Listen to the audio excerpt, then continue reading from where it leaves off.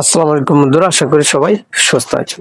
আন্তর্জাতিক রাজনীতিতে পুতিন এক দক্ষ খেলোয়াড়। পুতিন তার 3 বছরের যুদ্ধে ইউক্রেনের সাথে কি ফলাফল বয়ে আনতে পারেন?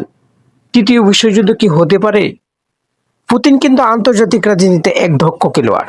তিনি তার নিজের বুদ্ধিমত্তায় টিকে রয়েছেন বর্তমান যুদ্ধে। 3 বছর একটি যুদ্ধে চালিয়ে যাওয়া কিন্তু চারটিখানি কথা নয়, তাও আবার একটি দেশের বিরুদ্ধে নয়, পশ্চিমা সবগুলো দেশের বিরুদ্ধে, আমেরিকার বিরুদ্ধে।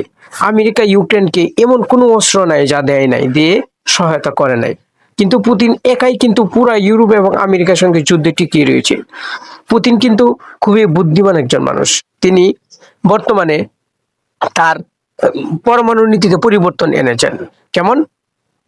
রাশিয়ার পরমাণু নীতিতে ছিল, যদি তার দেশে নেটোর কোনো দেশ আঘাত করে সরাসরি, তাহলে তিনি পরমাণু অস্ত্র ব্যবহার করতে পারবেন। কিন্তু এই নীতিতে পরিবর্তন এসেছে।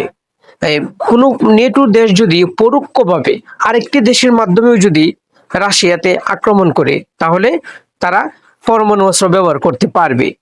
আন্তর্জাতিক রাজনীতিতে পুতিন যেমন একটি দক্ষ খেলোয়াড়, তাই তিনি এই আইন সংশোধন করেছেন। অপরপক্ষে জেলেনস্কি কিন্তু একটি মোটা মাথার লোক। কেমন? যেমন সে আমেরিকার টমাহক যে মিসাইলটা, সেটা আমেরিকার কাছে চেয়েছে। আর ইউক্রেন আমেরিকার টমাহক মিসাইল ব্যবহার করবে, সেটা অনেক আগে থেকেই বলে আসছিল। ট্রাম্প জেলেনস্কিকে ডেকে বলেন, দেখো, আমি তোমাকে টমাহক মিসাইল দিচ্ছি, তুমি কি সরাসরি রাশিয়ার বুকে আক্রমণ করতে পারবে? সে বলল, আমি রাশিয়ার বুকে আক্রমণ করতে পারবো। এবং ট্রাম্প কিন্তু টমাহক মিসাইল ইউক্রেনকে ডেলিভারি দিতে চলেছে। পুতিন কিন্তু সেই বিষয়টা জেনেই সে তার পরমাণু নীতিতে পরিবর্তন এনেছে। কেমন? পরমাণু আগে যে নীতি ছিল সেই নীতিটা সহজ করেছে, যাতে সে পরমাণু আক্রমণ করতে পারে।